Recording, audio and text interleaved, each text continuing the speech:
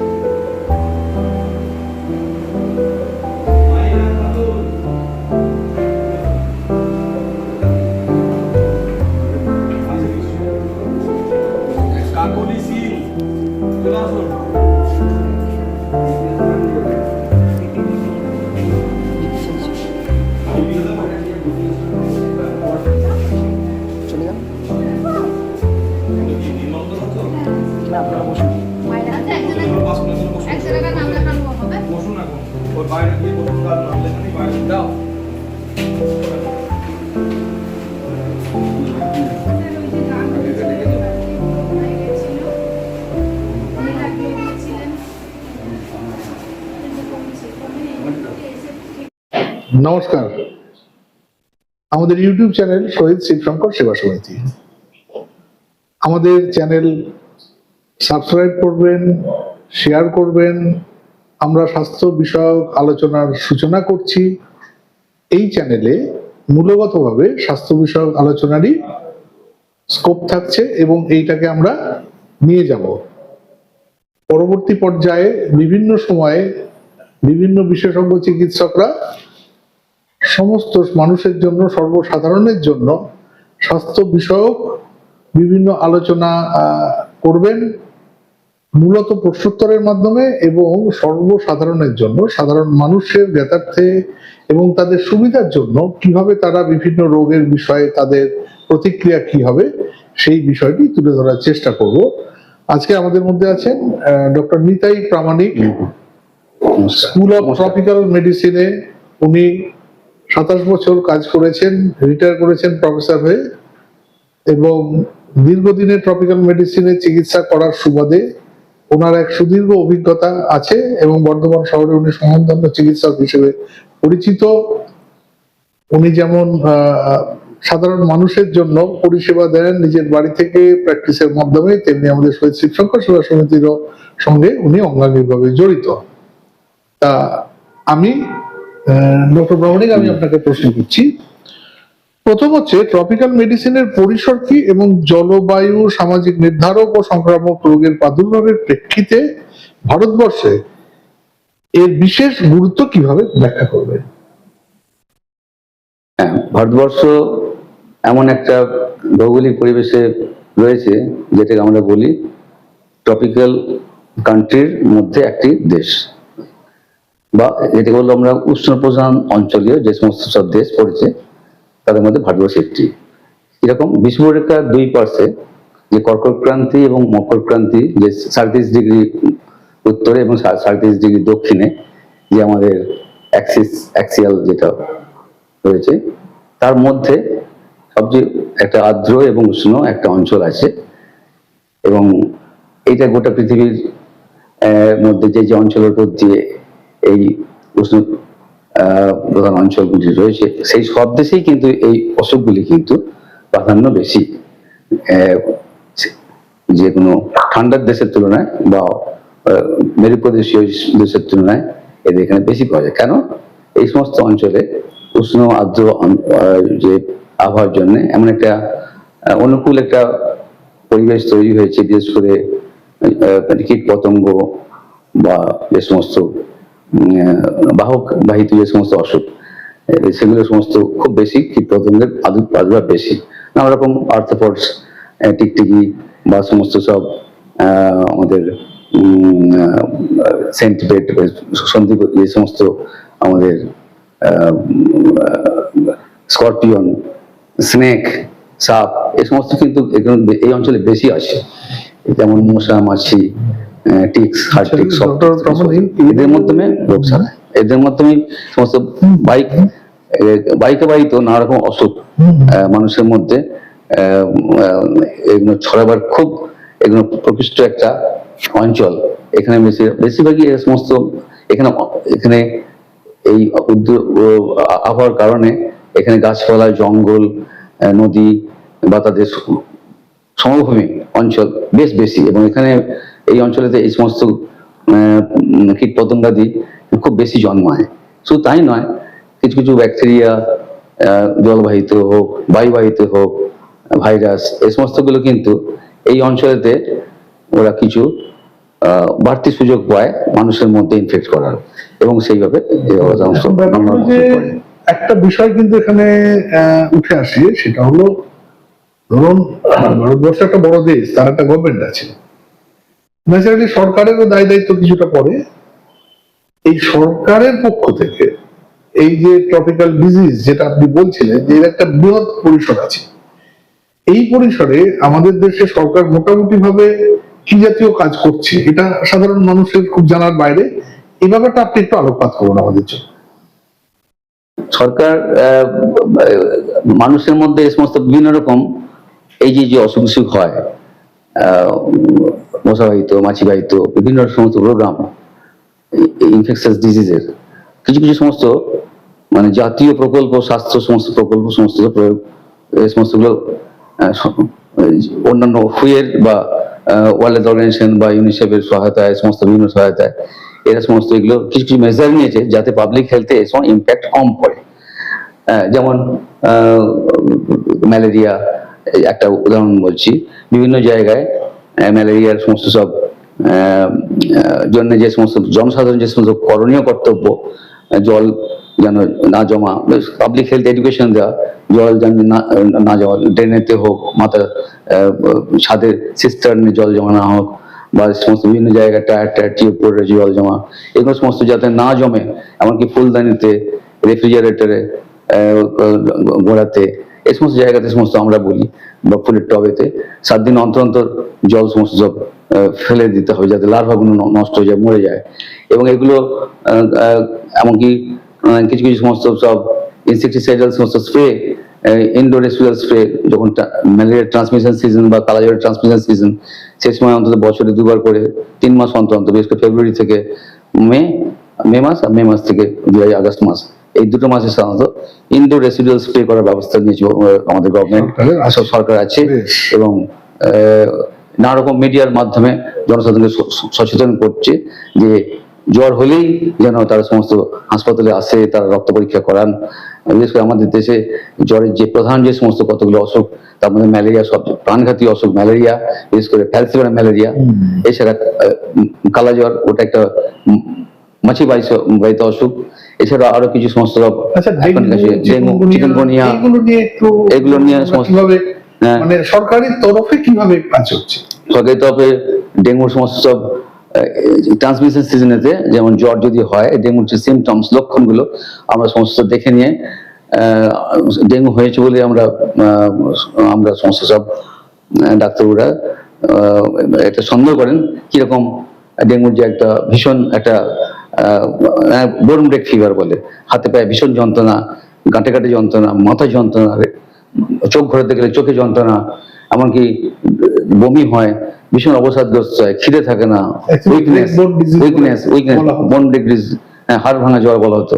তারপরে যে পেশেন্ট একদম নড়তে পারে না, একদম ডিহাইড্রেশন হয়ে যায়, খেতে পারে না, এবং তারপরে তার ডেঙ্গুর যে সমস্ত পরবর্তী পর্যায়ে সাধারণ ডেঙ্গু জ্বর, তারপরে তার একটা ডিহাইড্রেশন হচ্ছে, হেমারেজ হচ্ছে, প্লেটলেট কমে যাচ্ছে, কিছু ক্ষেত্রে সমস্ত ব্লিডিং হচ্ছে, বা প্লেটলেট কমার আগেতে প্লাজমা লিকেজ, প্লাজমা রক্তরসটা ক্যাপিলারির মধ্যে দিয়ে লিকেজ হয়, লিকেজ হয়ে বাইরে এক্সট্রাভাস্কুলার মানে রক্ত জালকের বাইরে বেরিয়ে আসে, যার জন্য টোটাল রক্তের অ্যামাউন্টটা কমে যায়।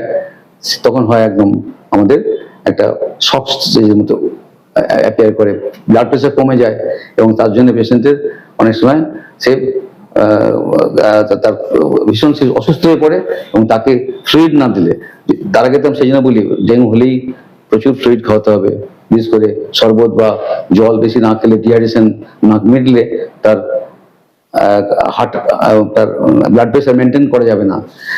এমন একটা পর্যায়ে যখন রোগী যদি না যদি খায় জল, বা সেরকম যদি ঠিকমতো কেয়ার যদি না করা হয়, ঠিক অন্যান্য শুধু প্যারাসিটামল দিয়ে রেখে দিল, বা ভুল করে হয়তো ব্যথা হচ্ছে বলে Aspirin অ্যাসপিরিন দিয়ে দিল, সেখানে আরো প্লেটলেট কমে গেল, ব্লিডিং হয়ে গেল, এবং ফ্লুইড তো কমে গেছে, হাইপারটেনশন শক হয়ে পেশেন্ট মারা যেতে পারে।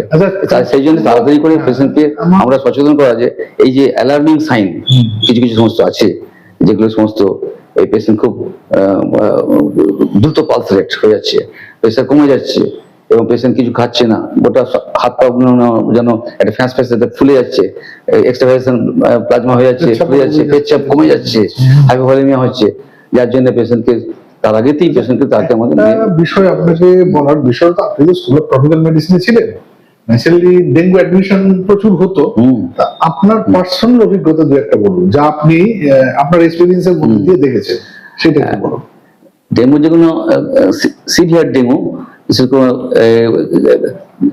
বাচ্চাদের ক্ষেত্রে এবং গর্ভবতী মায়েদের ক্ষেত্রে, এই সমস্তগুলোর ক্ষেত্রে বেশি হয়। বাচ্চাদের ক্ষেত্রে ডেঙ্গু সমস্ত বেশি হয়, কারণ ওদের ইমিউনিটি অনেক কম, এবং তারা এমনভাবে দেখেছি তারা খেতে পারছে না, বমি হয়ে একদম কিছু সমস্ত ডিহাইড্রেশন হয়ে চলে এসছে। অনেক সময় দেখা যায় যে তার সঙ্গে গায়ে র্যাশ, গোটা গায়ে র্যাশ, ডেঙ্গুর র্যাশ হচ্ছে মানে গোটা গায়ে এরিথিমেটাস, লালচে পরে একটা শুধু তাই নয়, বিশেষ করে লোয়ার লিম্বের দিকে কিছু জায়গায় লালচে লালচে সমস্ত ছোপ ছোপ, তার মাঝে সমস্ত সাদা এরিয়া, বলে red in island of sea, red ছোপ রয়েছে, এবং অনেক সময় জায়গায় গাম ব্লিডিং হতে পারে বাচ্চা। এরকম বাচ্চা যদি সেরকম হয়, বড়রা এরকম নিয়ে আসে, সেক্ষেত্রে তাকে আমরা, বা মেয়েরা অনেক সময় আমরা দেখেছি অনেক সময় মেনস্ট্রুয়েশন পিরিয়ডেতে তারা মেনস্ট্রুয়েশন নিয়ে চলে এলো, প্লেটলেট হতে সেরকম অ্যালার্মিংলি কমেনি, সচরাচর প্লেটলেট 10,000 নিচে কমে গেলে আমরা সমস্ত ব্লাড দেওয়ার ব্যবস্থা করি। না হলে আমরা দেখি ওয়েট অ্যান্ড ওয়াচ করে, ফ্লুইডটা মেনটেন করি ভালো করে, আস্তে আস্তে হয়তো 48 ঘন্টা কি 72 ঘন্টা পরেতে আস্তে আস্তে পেশেন্ট আবার রিগেন করে, আবার প্রেশার ঠিক হয়ে যায়, সে আবার ঠিক রিগেন করে। তাতে যদি না হয়, অনেক সময় দেখা যায় যে মেয়েদের ক্ষেত্রে মেনোরেজিয়া হচ্ছে বা তার ব্লিডিং হচ্ছে, সেখানে আমাদের প্লেটলেট 50,000 কি 60,000 আছে, তার সত্ত্বেও তাকে কিন্তু ব্লাড ট্রান্সফিউশন দিয়ে দেওয়া হয়। এই একটা বিষয় যেটা আমার মানে একটা পয়েন্ট অফ ইন্টারেস্ট, ধরুন আপনি তো কলকাতায় ছিলেন তখন, এই যে কলকাতার আশেপাশে পেশেন্ট অ্যাডমিশন আপনারা যেগুলো দেখেছেন, মানে কোন কোন এরিয়া, যেমন আমরা বলি যেমন বস্তি এরিয়া হলে সেখান থেকে বেশি হবে ন্যাচারালি, সেখানে হচ্ছে যে জল জমে থাকা, ভাঙা পাত্র, ডাবের কোলা, এই reason. At the same time আর একটা প্রশ্ন আছে, প্রবলেম একটি ফ্যামিলি থেকে যে একাধিক পেশেন্ট ভর্তি হচ্ছে, এরকম অভিজ্ঞতা কিরকম হচ্ছে? এটা পেয়েছি আমরা। এমনি কলকাতা হচ্ছে একটা কসমোপলিটন এরিয়া, সব রকম শ্রেণীর মানুষই বাস করে, ফুটপাতেও বাস করছে, খুব লো সোশিয়াল স্ট্যাটাস তাদের সমস্ত, যাদের কোনো হেলথ এডুকেশন কিছু দেওয়া নেই তারাও আছে, এমনকি 4তলা 5তলা 7তলা বাড়িতেও সমস্ত মানুষ বাস করছে। এমন ফ্যামিলি দেখেছি সমস্ত, তারা সমস্ত হায়ার ফ্যামিলি, ফ্যামিলি, সেখানেও কিন্তু মশা তাদের কামড়ে কিন্তু তাদের ডেঙ্গু করেছে, এবং তারা সমস্ত পরে এসছে বলে, লেটে এসছে বলে তাদের কিন্তু খুব ক্ষতিগ্রস্ত হচ্ছে, অনেক ক্ষেত্রে মারা গেছে। আর ছোটদের ক্ষেত্রেও যারা সমস্ত লোয়ার সোশিয়াল স্ট্যাটাস, তারা তো অনেকেই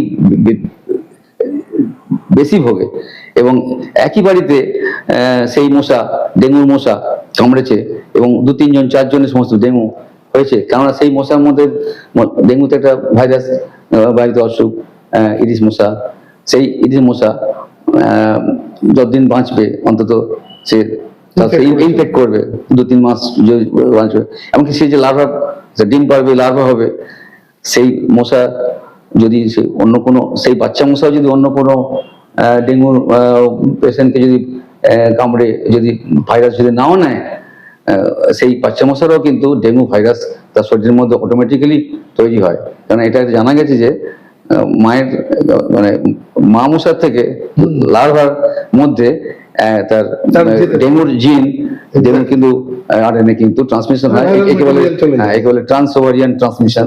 সেখানে আমি ডেঙ্গুকে সেই জন্য প্রতিরোধ করা যায় না, মশাকে মারা যায় না, মশা মারা গেলেও যে সমস্ত তাদের প্রয়োজনীয় তৈরি হচ্ছে, সেই ডেঙ্গু ভাইরাস বাড়িতে সেই প্রয়োজনীয় ডেঙ্গু পড়বেই। ডেঙ্গু অ্যাকচুয়ালি আরবান ডিজিজ, শহরাঞ্চলে বেশি হয়, কিন্তু এখন দেখা গেছে শহরাঞ্চলে, গ্রামের দিকে চলে গেছে, প্রচুর আমাদের ট্রান্সপোর্টের ব্যবস্থা হয়েছে, লোকের আসা যাওয়া বেড়ে গেছে, এবং আরবানাইজেশন থেকে একটু বলুন তো। ডেঙ্গু সাধারণত বলে যে দিনের বেলায় কামড়ায়, ডে বাইটিং, আর হ্যান্ডবিলিস রাত্রেবেলায় সামাজিক কামড়ায়। তবে ডে বাইট হলে যে রাত্রে কামড়াবে না তার কোনো মানে নেই। সাধারণত এই যে আমরা যারা কাজ করি, টেবিলের নিচেতে পা রাখি, এই সমস্তগুলো দিনের বেলাতেও অনেক সময় ডেঙ্গু মশা কামড়ায়, রাতের মশা তো আমি সেজন্য এই আমাদের সবসময় এই জুতো প্যান্ট জামা অন্তত পরে করা উচিত, যাতে পায়েও যেন না কামড়ায়, হাতটা যেন ফুল স্লিভ জামা যেন পরি, মাথাটা যা কভার যাতে কাজ করি, রাতের বেলাতেই হোক বা দিনের বেলাতেই হোক, মশা যদি সেখানে থাকে তাদের পার্সোনাল প্রোটেকশন মশার এইভাবে আমরা নিতে হবে। এছাড়া তো আমাদের মশার জন্য অ্যাডাল্ট স্প্রে করা, মশা স্প্রে করা সমস্ত করতে হবে। প্রত্যেক বছরই এই নিয়ে আমাদের একটা করে আসে, ওই যে মানে রেইনি সিজনের ঠিক রেইনি সিজন পাই। আর কোশ্চেন যেটা একটা ভেরি ইম্পর্টেন্ট, যেটা আমি আপনাকে জানতে চাইবো, ধরুন স্কুল অফ ট্রপিক্যাল মেডিসিন হচ্ছে অ্যাকচুয়ালি একটা সেন্ট্রাল ইনস্টিটিউট, হ্যাঁ, এবং মেজর ইনস্টিটিউট ট্রপিক্যাল ডিজিজের জন্য। ধরুন ইনস্টিটিউট থেকে কোনো উদ্যোগ যেখানে এরিয়া, যেমন অ্যাড্রেস ধরে, এই অ্যাড্রেস থেকে আসছে, যেমন আমি ধরলাম শিয়ালদার আশেপাশে ওই অঞ্চলটা যেমন খুবই থিকলি পপুলেটেড এবং বস্তি এলাকা ওই অঞ্চলে বেশি। এখন ধরুন ওই অঞ্চল থেকে পেশেন্ট এলো, তখন আপনাদের ট্রপিক্যাল মেডিসিনের যে আর কি মানে ম্যান পাওয়ার বা লোক যারা আছে, যারা কাজ করছেন ট্রপিক্যাল মেডিসিন নিয়ে, তারা কি ভিজিট করা, তার প্রিভেনশনের জন্য এই যে পাবলিক হেলথের যে অ্যাওয়ারনেস, সেই ব্যাপারটা কি আপনাদের করার কোনো স্কোপ আছে ওখানে? ট্রপিক্যাল মেডিসিন অ্যাকচুয়ালি একটা আমাদের ডায়াগনস্টিক আউটডোর হসপিটাল, এবং পেশেন্ট ইনডোরকে সামলানোর জন্য পেশেন্টকে সেখানে পেশেন্টের বাড়িতে যে স্পটে যে এন্টোমোলজিক্যাল সার্ভে করে মশা ধরা, তাদের সমস্ত ডিটেক্ট করা, এই সমস্তগুলো সাধারণত সচরাচর যদি সেরকম আগে এটা হতো, রিসেন্টলি ট্রপিক্যাল এন্টোমোলজি ডিপার্টমেন্টটা সেরকম ফাংশন করছে না।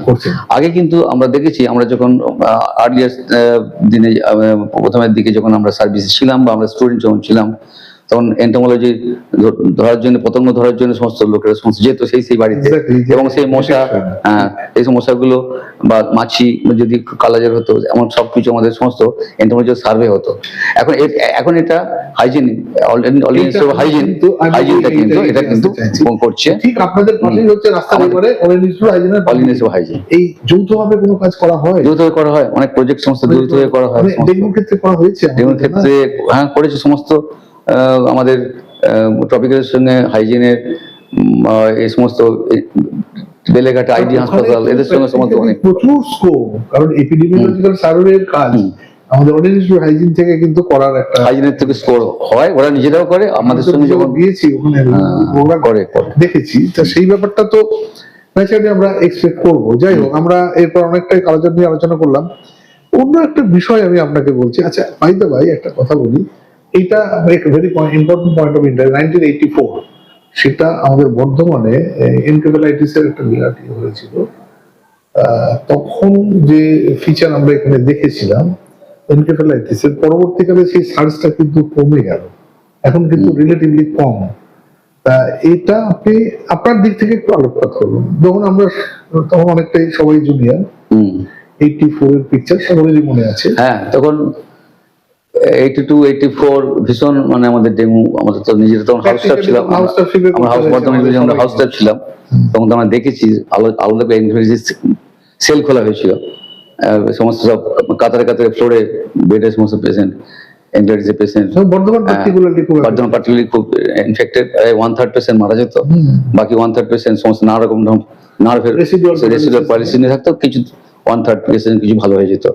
কিন্তু এই যে তখন তারপরে কিন্তু একটা ভ্যাকসিনেশনের একটা স্ট্র্যাটেজি এলো, যে ভ্যাকসিন দেওয়া হবে, 2টো করে ডোজ দেওয়া হবে স্কুলগুলোতে এবং বিভিন্ন ইনফেক্টেড সমস্ত সব এরিয়াতে, ওই জায়গাতে ধরে ধরে সমস্ত এখন সমস্ত জাপানি করা হচ্ছে, শিডিউল ঢুকে যাচ্ছে সব জায়গায়।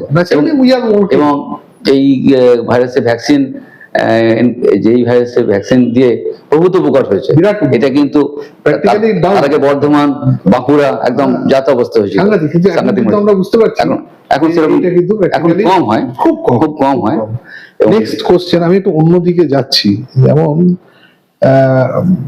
ধরুন মানুষের তো বিভিন্ন বিষয় ইন্টারেস্ট, তার মধ্যে কতগুলো খুব ইম্পর্টেন্ট ব্যাপার আছে। যেমন ধরুন এইচআইভি ইনফেকশন নিয়ে ন্যাকো ও এয়ারটেল লিংকস সেন্টার এইচআইভি প্রতিরোধ চিকিৎসা ব্যবস্থাপনায় এই যে এই ফেনোমেনাটা, এটা আমাদের জনস্বাস্থ্যের উপর তার ব্যাপারটা কি, অর্থাৎ তার প্রভাবটা কি, আমরা কি ন্যাকো দিয়ে সেইভাবে পাচ্ছি?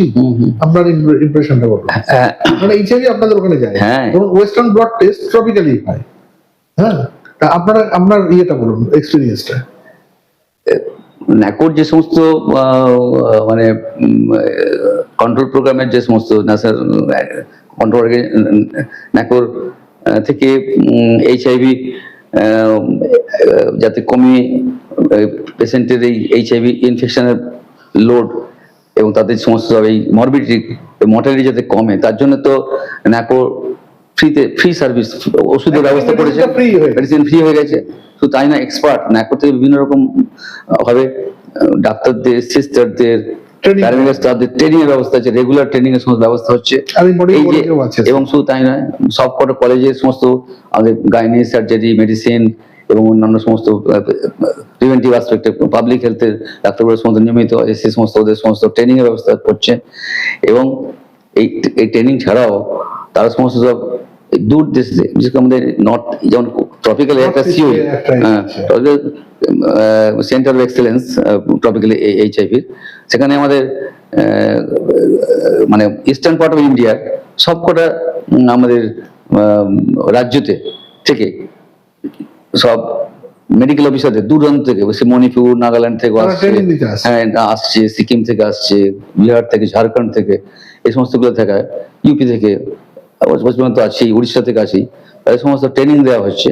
এবং তাদের এআরটি কাউন্ট হবে, অ্যান্টিরেট্রোভাইরাল থেরাপি, এইচআইভি ড্রাগটা কিরকম ভাবে দেওয়া হয়। একটা হচ্ছে যে পেশেন্ট কি করে আমরা সমস্ত সব সিলেকশন করবো, এর এইচআইভি হয়েছে, ইয়াং পেশেন্ট আসছে, অল্প বয়সী পেশেন্ট, তাদের একটা নানা রকম সমস্ত সব ফিভারে ভুগছে, বা তারা রেড লাইট এরিয়া থেকে আসছে, বা তারা নানা রকম ড্রাগ অ্যাডিক্ট হয়ে আসছে, বা তারা সমস্ত সব ব্লাড ট্রান্সফিউশন সমস্ত নানা রকম আনস্ক্রিন ব্লাড ট্রান্সফিউশন দিয়ে তোমাদের হয়েছে, বা বাচ্চারা থ্যালাসেমিয়া ভুগছে, বা কোনো রকম বারবার ব্লাড ট্রান্সফিউশন পেয়েছে, বা অপারেশন হয়েছে উইদাউট মানে ব্লাড স্ক্রিনিং না করেই অপারেশন হয়েছে। এই সমস্ত জায়গায় হিস্ট্রিটা নিয়ে এই পেশেন্ট একটা জ্বরের পেশেন্ট একটা এসছে, অল্প বয়সী পেশেন্ট, হ্যাঁ 18-20 বছর, 22 বছর, 24-30 বছর, ইয়াং পেশেন্ট, সে একদম রোগা হয়ে কাঠি হয়ে গেল, একদম ওয়েস্টিং হয়ে গেল, কাশি হচ্ছে, জ্বর হচ্ছে, তারপর তার নেগেটিভিটি, তার মেনিনজাইটিস নিয়ে আসছে, বা তার সমস্ত স্ট্রোক হয়ে যাচ্ছে, এইচআইভি স্ট্রোক হয়ে যাচ্ছে, বা তার কিডনি ফেলিওর হচ্ছে, হার্টের ফেলিওর হচ্ছে, বা নানা রকম সমস্ত অপরচুনিটি ইনফেকশন, মুখে সমস্ত ফাঙ্গাল ইনফেকশন হচ্ছে, রেসপিরেটরি সমস্ত নিউমোনিয়া, টিবি আরম্ভ করে গোটা গায়েতে সমস্ত নানা রকম সমস্ত ফাঙ্গাল ইনফেকশন, ভাইরাস ইনফেকশন, অন্যান্য secondary virus infection, hepatitis B, hepatitis সিও তার সঙ্গে থাকতে পারে। কেননা সেই এইচআইভি পেশেন্টের যারা সব এইচআইভি ইনফেকশন তারা সব ইনকার করছে, তারা হচ্ছে একই রুট দিয়ে, এই যে হেপাটাইটিস বি, হেপাটাইটিস সিও, আইভি ডায়াগনোসিস যে তারা এইচআইভির সঙ্গে হেপাটাইটিস সি বেশি এইচআইভি, হেপাটাইটিস বি ভাইরাস এইচআইভির সঙ্গে একই সঙ্গে সেক্সুয়াল রুট ঢুকছে, বা ব্লাড ট্রান্সফিউশনের সঙ্গে হেপাটাইটিস বিও ঢুকছে। এইভাবে মানে শুধু এইচআইভি ভাইরাস ছাড়াও hepatitis B, hepatitis C, CMV, সাইক্লোমেটাল ভাইরাস, বা অন্য টক্সোপ্লাজমা, সমস্ত ওগুলো সমস্ত অন্যান্য যে সমস্ত ভাইরাস ইনফেকশন, এই সমস্তগুলো হবার চান্স থাকে। আর এইচআইভিতে ইমিউনিটি কমে গেলে ভাইরাস, ব্যাকটেরিয়া, প্রোটোজোয়া, এনভেলমেন্ট, অন্য ইনফেকশনও তারা সমস্ত খুব তাড়াতাড়ি পেশেন্টকে সমস্ত কাবু করে দেয়। সুতরাং এইভাবে পেশেন্ট সিলেকশন করবো, করার পরে ন্যাকো তাদের পেশেন্টকে এইসব পেশেন্ট যখন ট্রেনিং দেওয়া হয় ডাক্তারদের বা সিস্টারদের, ওয়ার্ডে নিয়ে গিয়ে এইচআইভি পেশেন্ট, যেমন টপিক্যাল আমাদের এইচআইভি সেন্টার, এইচআইভি সমস্ত পেশেন্টদের বিভিন্ন সমস্ত ওয়ার্ডে নিয়ে যে বিভিন্ন ক্যাটেগরি অফ পেশেন্ট, হ্যাঁ স্টেজ 3, স্টেজ 4 ইলনেস বা এই সমস্তগুলো তাদের সমস্ত ক্লিনিক্যাল দেখিয়ে দেওয়া হয়। এবং তাদের কি করে ডায়াগনোসিস মেথডস, তাদের সমস্ত এইচআইভি অ্যান্টিবডি প্রথমে টেস্ট এগুলো করা, বা ভাইরাল লোড করা, যদি যাদের এআরটি শুরু হয়েছে, অ্যান্টিবডি শুরু হওয়ার পর প্রতি 6 মাস অন্তর অন্তর ভাইরাল লোড করে দেখা যায় ওই ওষুধের তার রেসপন্স করছে কিনা। একটা বিষয় ভেরি ইম্পর্টেন্ট, আমি আপনাকে ইন্টারাপ্ট করছি, সব ব্যবস্থা আছে। সেটা হলো পিপলস কোশ্চেন, ভেরি ইম্পর্টেন্ট। সেটা হলো এই যে মানুষটা ইনফেক্টেড হলো, রিসেন্ট প্রচুর নতুন ওষুধ ঢুকছে, আবার তার এফেক্টে একটা পেশেন্টের লঞ্জিভিটি, তার নর্মাল লাইফে ফেরা, অর্থাৎ রেজাল্ট অফ ট্রিটমেন্ট, এইটা আপনি একটু আলোকপাত করুন। What is the new scope, নতুন কিন্তু আসছে, হ্যাঁ, হ্যাঁ, হ্যাঁ। এইটা বলুন আমাদের। যে আমরা দেখেছি, আমি এখনো জানি, প্রথম থেকেই যখন এইচআইভি ইনফেকশন যখন শুরু হয়েছিল, অ্যাডমিশন শুরু হয়েছিল, আমি তো 95-এ জয়েন করি ট্রপিক্যালে, তখন থেকেই এইচআইভি ইনফেকশন পেশেন্ট আসা শুরু হয়ে গেছে এবং আস্তে আস্তে খুব ভীষণ পরবর্তী বছরগুলো খুব বেশি বেড়েছে। সেই সময় দেখেছি প্রথম থেকেই যারা সমস্ত এইচআইভি অসুখে ভোগা রোগী, যারা অ্যাডিয়ারেন্স অফ ট্রিটমেন্ট, ওষুধগুলো ঠিক রেগুলার খেয়েছে, মেনটেন করে রেগুলার খেয়েছে।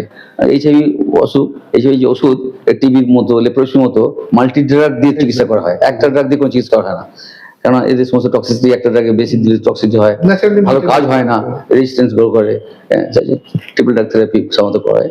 এখন তো দেওয়া হয় টিএলডি, সমস্ত খুব ভালো রেজাল্ট হচ্ছে সমস্তগুলো।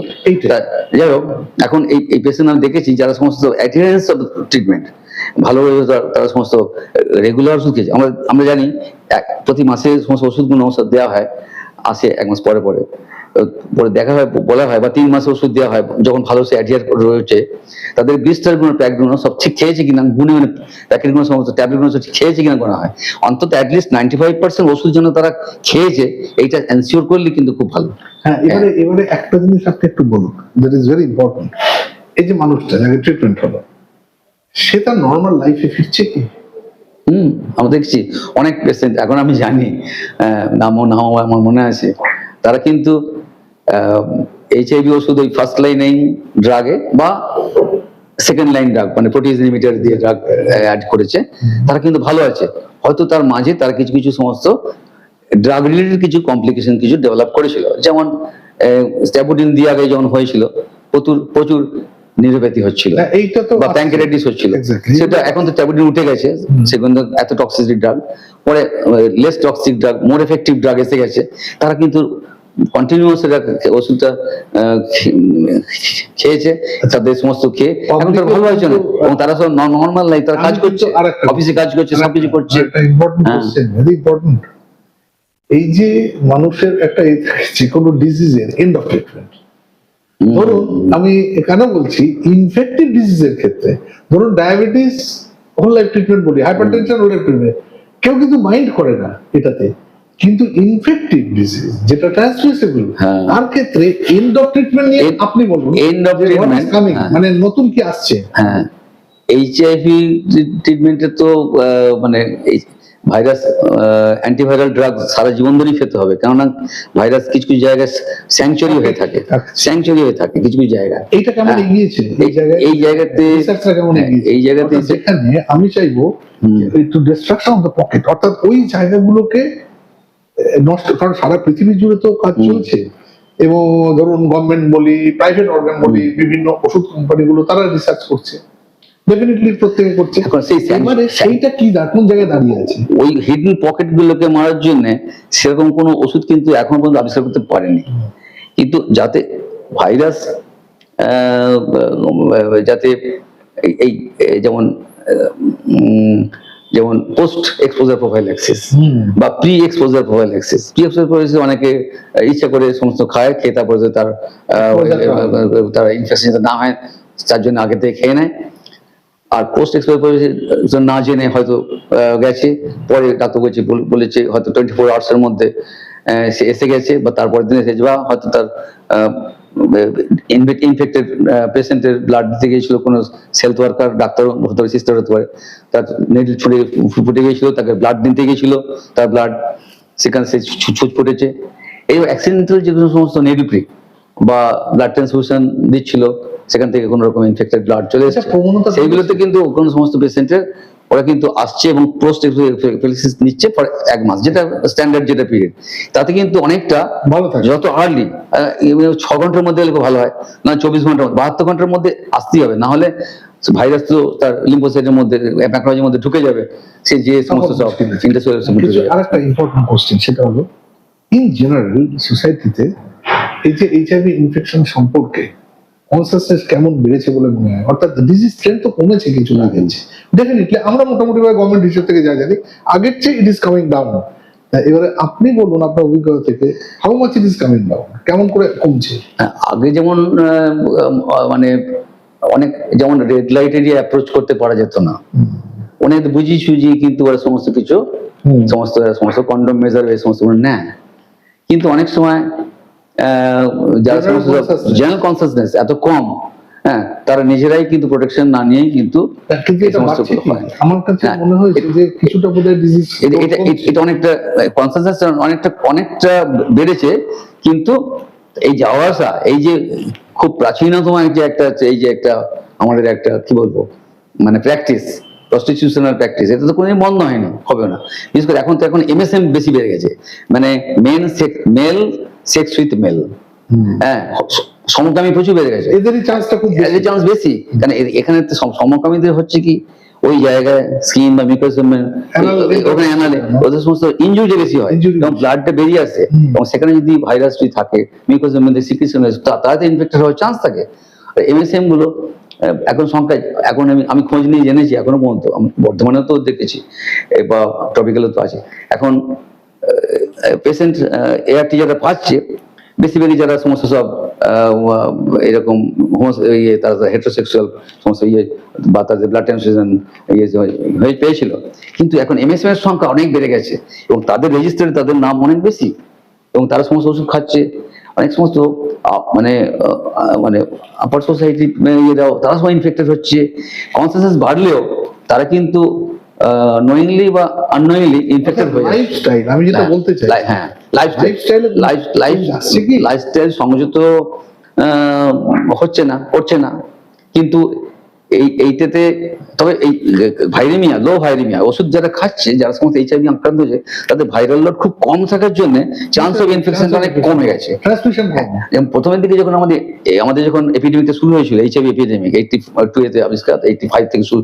হয়েছিল, চলে গেছে। সেই থেকে সেই প্রথম দিন আমরা কিরকম সামলেছিলাম, এখন কিন্তু এইচআইভি পেশেন্ট অ্যাক্টিভ এই স্টেজ 4 ইলনেস, স্টেজ 3 এটা কম আসছে, বা ওষুধ পেতে পেতে ওষুধ বন্ধ করেছে, অন্য কোনো ওষুধের টক্সিসিটির জন্য বাধ্য হয়ে বন্ধ করেছে, তখন দেখা গেল যে তার অপারেশন ইনফেকশনটা তার ট্রিটমেন্ট করতে করতে হচ্ছে, এইগুলো হচ্ছে। আর আগে হচ্ছে ট্রিটমেন্ট না করার জন্য স্টেজ 4 ইলনেস নিয়ে আসছে, স্টেজ 3 ইলনেস হয়েছে, মেনিনজাইটিস, টক্সিকোসিস এই সমস্ত নিয়ে আসছে, এখন কিন্তু অনেকটা কমে গেছে। দেখুন ডক্টর ব্রাউনিং, আমি বলছি, আমি একটা লাস্ট কোশ্চেন করছি সম্পর্কে, সেটা হলো এই চ্যাপ্টারটা ক্লোজ করবো এইচআইভি, সেটা হলো যে ভ্যাকসিনেশনের স্কোপ, এটা বলুন। ভ্যাকসিনেশন স্কোপ তো এখনো চেষ্টা হচ্ছে, কিন্তু এইচআইভি ভ্যাকসিনেশন করা খুব দুরূহ।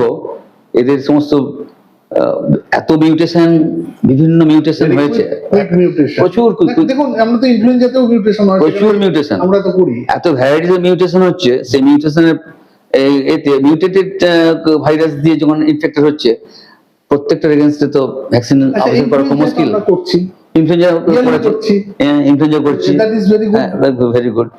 এইচআইভির ক্ষেত্রে ওয়াই নট? সেটা তো ভেরি ডিফিকাল্ট, ভেরি ডিফিকাল্ট। এটা হচ্ছে মানে কুইক এবং ভ্যারাইটিস অফ মিউটেশন দেখেছি, এত ভ্যারাইটিস অফ মিউটেশন হচ্ছে, কোন ভাইরাসের এগেনস্টে কতটা, একটা হচ্ছে মানে আমাদের একটা যেটা স্ট্যান্ডার্ড হার, যেমন ইনফ্লুয়েঞ্জা ভাইরাস ভ্যাকসিন হচ্ছে, তবুও ইনফ্লুয়েঞ্জা স্ট্রেন প্রতি বছর বদলাচ্ছে, প্রতি বছর সেই ইনফ্লুয়েঞ্জা স্ট্রেনটা বদলাচ্ছে বলে তার এগেনস্টে আমরা ঠিক মতো আমরা পরের স্ট্রেনতে আমরা প্রত্যেক বছর তো নতুন স্ট্রেন দিতেই হবে। কিন্তু এখানেতে কিছু হচ্ছে, যেমন ডেঙ্গু ভাইরাসের ভ্যাকসিনেশন হওয়া খুব দেওয়া খুব মুশকিল এবং দেওয়া খুব রিস্কি, কারণ ওই 4টি যে সাবটাইপ না, যে সেরোটাইপ যে আছে 4টে, একটা দিলে পরে অটোমেটিক অ্যান্টিবডি তৈরি হলো, নেক্সট ভাইরাস যদি ঢুকে গেল, তারপরে সে একদম সিভিয়ার ইনফেকশন হয়ে গেল। অ্যান্টিবডি তো তার ডিজিজ প্রোফাইলটা হচ্ছে না, ডেঙ্গুর ক্ষেত্রে হচ্ছে না, এইচআইভির ক্ষেত্রে হচ্ছে না, হেপাটাইটিস বি এর ক্ষেত্রে হয়েছে। আমরা যেটা পড়েছি যে সারফেস অ্যান্টিজেন এগেইনস্টে যেটা আগে আউটার কোড, তার অ্যান্টিবডি তাদের সমস্ত মানে জেনেটিক ইমিউনিটি পদ্ধতিতে তার সমস্ত আমরা ভ্যাকসিন তৈরি করেছি, ঢুকে দিয়েছি, এবং হেপাটাইটিস বি এর এই ভ্যাকসিনেশন দিলে হেপাটাইটিস বি এর ইনফেকশন ওয়েল প্রোটেক্টেড এবং সমস্ত তারা সমস্ত করছে। আচ্ছা, এবারে হেপাটাইটিস সি এর ক্ষেত্রে সেটা করা যায়নি, হেপাটাইটিস সি তো করে। আরেকটা জায়গায় যাই এবার, সেটা হলো ধরো জলবাহিত সংক্রমণ ভেরি কমন আমাদের দেশে, অ্যাকিউট গ্যাস্ট্রেন্টেরাইটিস, রোটা ভাইরাস, এই স্যানিটেশন, সেফ ওয়াটার, এবং এই সংক্রান্ত ব্যাপারে ভ্যাকসিনেশন, যেমন রোটাভাইরাস ভ্যাকসিনেশন ইত্যাদি ব্যাপারে আপনার একটা মতামত বলুন। খুব ভালো। আমাদের এই রোটা ভাইরাস ভ্যাকসিন বাচ্চাদের ক্ষেত্রে এই যে আমাদের ইউনিভার্সাল প্রোগ্রাম এসে গেছে, 2টো ডোজে খাওয়ানো হচ্ছে। যেহেতু বাচ্চাদের ইনফ্যান্ট মর্টালিটি বলতে গেলে আমাদের একটা ডায়রিয়া আর রেসপিরেটরি ইনফেকশন, এই দুটোতেই মেন ছিল। রোটা ভাইরাস দিয়ে দেখা গেছে যে প্রায় 80 to 90% পেশেন্টদের, বাচ্চাদের এই ভাইরাল এই রোটা ভাইরাস ইনডিউসড ডায়রিয়া একদম কমে গেছে, বা তার সিভিরিটি একদম কম, সিভিরিটি অনেক কম। এখন তার পাওয়া যায় না। আগে যেমন ডায়রিয়া নিয়ে এসে ডিহাইড্রেশনের পেশেন্ট বাচ্চা মারা যেত, এখন সেটা অতটা হচ্ছে না। রোটাভাইরাসে ডিহাইড্রেশনের চান্স তো কম। এর যে disease manifestation, clinical presentation is less severe naturally. আবার রোটাভাইরাসের কোশ্চেনটা অ্যাকচুয়ালি ওয়েস্টার্ন কান্ট্রিতে মোর ইম্পর্টেন্ট হয়ে দাঁড়িয়েছিল, কারণ ওরা very conscious about all this things. 2-4টে পায়খানা আমরা পাত্তা দিই, কিন্তু ওরা তো আর তা নয়। না, ওরা সুতরাং যাই হোক, সেই অংশটা না হলেও আদার গ্যাস্ট্রাইটিসের মধ্যে যে কলেরার যে আমাদের যে ভ্যাকসিন আছে সেটা খুব এফেক্টিভ। ক্লাসিক্যাল কলেরা, হ্যাঁ, ক্লাসিক্যাল কলেরার জন্য যে ভ্যাকসিন, যে কোনো আমাদের কোনো একটা মেলা হচ্ছে বা কোনো একটা জায়গা হচ্ছে, তার আগে তো অন্তত ভ্যাকসিনেশন, কলেরা ভ্যাকসিনেশন নিয়ে তার অন্তত 10 দিন আগে ভ্যাকসিনেশন নিয়ে তারপরে তো সে যাবে। হ্যাঁ, সেটা যদি নিয়ে থাকে ভ্যাকসিনেশন, এটা কিন্তু খুব ইম্পর্টেন্ট যে কলেরা কোনো জায়গাতে যদি ভ্যাকসিনেশন যদি নেওয়া যায়। না হলে আমি একটা বিষয় কিন্তু আপনাকে পয়েন্ট আউট করতে চাইছি এখানে। তো ক্লাসিক্যাল কলেরা কম, El Tor variety is less severe, সুতরাং লেস ডেঞ্জারাস। আমরা তো মোর কনসার্ন অ্যাবাউট ক্লাসিক্যাল। আপনি যেহেতু টপিক্যালে ছিলেন, আমি আপনাকে জিজ্ঞেস করছি যে ডেফিনেটলি আপনারা ক্লাসিক্যালটা নিয়ে চিন্তা করেন। এলটরটা প্র্যাকটিক্যালি ইট গোজ, এলটরটা হ্যাঁ অতটা বেশি অনেক সময় জানতেও পারে মাইন্ড টাইপের আগে, এবং কি হলো এলটরে, কি হলো এলটর এপিডেমিক তো সারা বিশ্ব জুড়ে হচ্ছে, চলছেই, থামবে না। ক্লাসিক্যালের খুব সিভিয়ারিটি অফ ডিহাইড্রেশন বেশি, পেশেন্ট মারা যায়। তবে অনেক কমে গেছে, বিশেষ করে বিভিন্ন জায়গায় এই সমস্ত সব এই মেলা টেলা, এই সমস্ত জায়গায় গঙ্গাসাগর মেলা, হেনাদানো, এই সমস্ত জায়গায় যাওয়ার আগেতে এদের সমস্ত ভ্যাকসিনেশন, মানুষের সচেতনতা থাকা দরকার যে কলেরার একটা ভ্যাকসিন নিয়ে যাবো। তাহলে কিন্তু ওখানে জলবাহিত সমস্ত, যদি ওখানে স্যানিটেশনের অনেক কিছু ব্যবস্থা নেয়, এখন গভর্নমেন্ট নিয়েছে, কিন্তু হয়নি এটা সেভাবে কিন্তু। আর কুম্ভ মেলার পরবর্তী ডেটা আমাদের কাছে নেই, ওখানে কি যে হয়েছে আমরা কারণ আমাদের দেশে আনফরচুনেটলি আমাদের এই data collection is very poor, আমরা ভালোভাবে ডেটা কালেকশন করি না। এনিওয়ে, আচ্ছা আমরা এবারে একটু কোভিডে যাই। আপনি একটু কোভিড সম্পর্কে বলুন। কোভিড-19 পরবর্তী সময় এই যে আউটব্রেক প্রিপেয়ারনেস, সিনড্রোম সার্ভেলেন্স, এই ব্যাপারটা কি, এটা আমরা কোথায় আছি এখন? কোভিডের যে আমাদের সার্স কোভে আমাদের 29 আমাদের যে ভ্যাকসিন, যে আমাদের কোভিড-19 যে ক্লিনিক্যাল যে আমাদের যে আউটব্রেক হয়েছিল প্রথমের দিকে, একদম ঝাঁপিয়ে পড়েছিল প্রথমেই। বিশেষ করে ইটালিতে প্রচুর মারা গেছিল, ভারতবর্ষে বিভিন্ন জায়গাতে সমস্ত সব বেশ মারা যাচ্ছিল। তা এই প্রায় এরকম 65 প্রায় 68 কোটির মতো লোক, হ্যাঁ, এরকম ইনফেক্টেড হয়েছে। তারপরে সব 65 লক্ষ লোকের মতো মুসলমান মারা গেছে। এত ইটালিতে বেশি সবচেয়ে, এত সমস্ত সব প্রথমে ধাক্কাটা আমরা বুঝতে পারিনি অতটা, কিন্তু আস্তে আস্তে কোভিড ভাইরাস বিভিন্ন মানুষের মধ্যে ও কিন্তু সার্কুলেট করছে। হ্যাঁ, কিছুদিন অন্তত সার্কুলেট করছে, হতে হতে ওদের মধ্যে কিছু কিছু সমস্ত ভিউলেন্সি কমে যাচ্ছে, এখন মিউটেশন হচ্ছে। এই যে আমাদের নানা রকম সব এই অমিক্রন ভ্যারাইটি, হ্যাঁ, ডেলমাইক্রন ভ্যারাইটি, এরকম প্রথমে ডেল্টা ভাইরাস, তারপরে অমিক্রনের আবার ছোট ছোট সাবস্পিসিস। এখন একটা শত্রু, এখন বাঘ বা হিংস্র, প্রথম থেকে যখন আক্রমণ করতে করতে প্রথমের দিকে শ্বাসটা খুব দারুণ আক্রমণ করে। যত সে আক্রমণ করতে করতে যায়, পরে সে হাঁপিয়ে পড়ে, সে ক্লান্ত হয়ে পড়ে, তার শিং ভেঙে যায়, দাঁত ভেঙে যায়। সেরকম ভাইরাসও সেরকম বিভিন্ন মানুষের মধ্যে, হোস্টের মধ্যে সে পাক খেতে খেতে একটার পর একটা যেতে যেতে তার অনেক সমস্ত সব এই ভিউলেন্সি অনেক কমে আসে।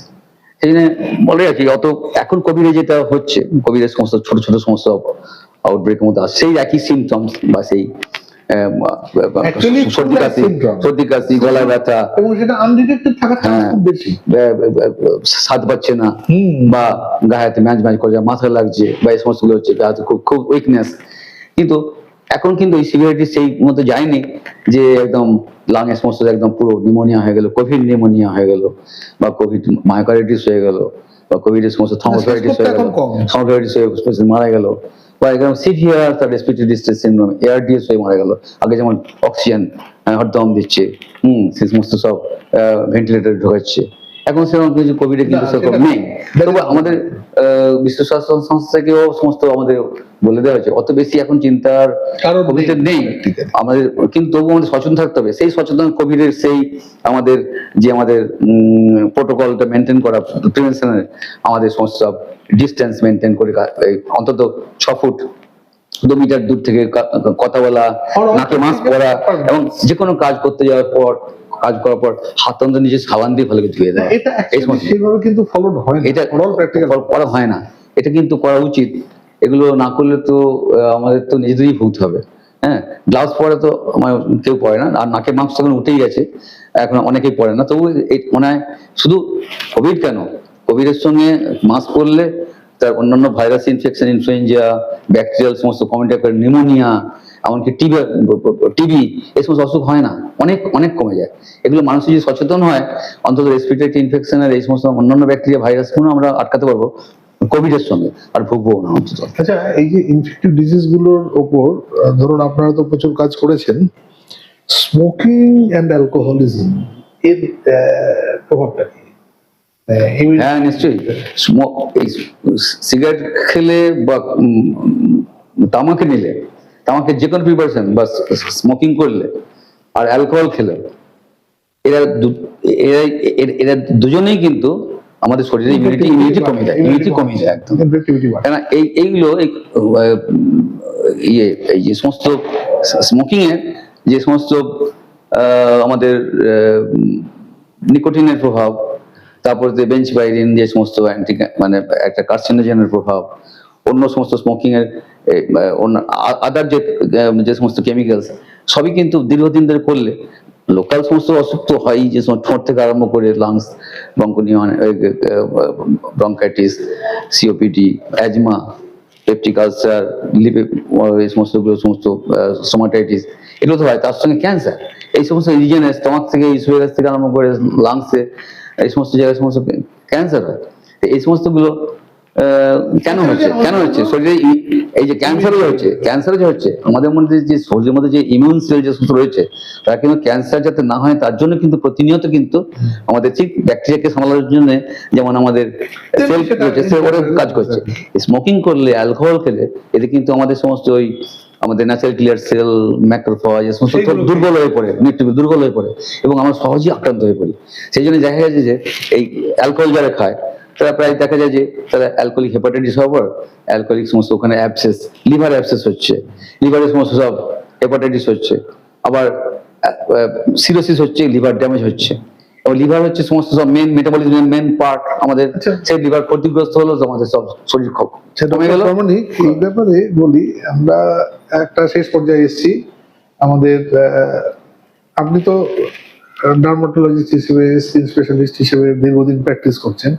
আমি লাস্ট কোশ্চেন আমি আপনাকে একটা করব, এটা বলুন, কারণ এটা অনেক ক্ষেত্রে সাধারণ মানুষের একটা খুব ক্যাচি ব্যাপার। এই যে ফর্সা হওয়ার ক্রিম আর হচ্ছে স্টেরয়েডের ব্যাপার, এইটা আপনি একটু বলুন বিফোর ক্লোজিং দ্য সেশন। ফর্সা হওয়ার ক্রিম তো অনেকে চায়, মেয়েরা বেশি করে আসে যে ফর্সা হতে, ওরা ডাক্তারবাবুকে যাবার আগে ওটিসি মানে দোকানে চলে যায়, দোকানে গিয়ে সব ফর্সা হওয়ার ক্রিম সমস্ত ওভার দ্য কাউন্টার সমস্ত নিয়ে, আর ওরা তো জানে না যে কোন কোন ওষুধের কি কি সমস্ত সাইড এফেক্ট, আর নানান কোম্পানি নানা রকম সমস্ত ওষুধ, নানা রকম ভাবে সমস্ত কম্বিনেশন সমস্ত ওষুধ মলমের সঙ্গে মিশিয়ে দেয় ফর্সা হওয়ার জন্য। তার আবার সমস্ত চামড়াতে অনেক বিরূপ প্রতিক্রিয়া হয়। যেমন খুব কমন, যেমন এই হাইড্রোকুইনন, চামড়ার সমস্ত একটা কমন ইউজ করে হাইড্রোকুইনন, তার সঙ্গে একটা ইমোলিয়েন্ট মলম, বা তার সঙ্গে সমস্ত স্টেরয়েড মলম, তার সঙ্গে ককটেল মেশানো থাকে, আমি দেখেছি অনেকে এরকম সমস্ত মলম মেখে মুখ লাল হয়ে র্যাশ হয়ে চলে আসে, এরিথিমাটাস হয়ে যাচ্ছে। আর স্টেরয়েড মলম নিয়ে যে অনেকে বলে যে আমি 4 গ্রাম নিচ্ছি, হ্যাঁ, বা এই সমস্ত মানে ওই ফোটা মানে antibacterial, antifungal, Exactly. Steroid plus ওই অ্যান্টি মেলানোটিক, অ্যান্টি মেলানোটিক ড্রাগ সব মিলিয়ে দিয়েছে। তাতে স্টেরয়েড অনেকে একনি হয়ে যায়, যাচ্ছে তাই ধরো স্টেরয়েড একনি হয়ে যায়। স্টেরয়েড অনেকদিন মানে মুখে মাখলে স্টেরয়েড চামড়া যে ওই স্টেরয়েড তো একটা ইমিউনোসাপ্রেসিভ ড্রাগ, চামড়ার সমস্ত হেলদিনেস, চামড়ার সেলগুলো সব মরে যায়, পাতলা হয়ে যায়। অনেক সময় দেখা যায় যে ক্যাপিলারি গুলো দেখা যায় যে মুখেতে ফাইন ক্যাপিলারি গুলো দেখতে পাওয়া যাচ্ছে।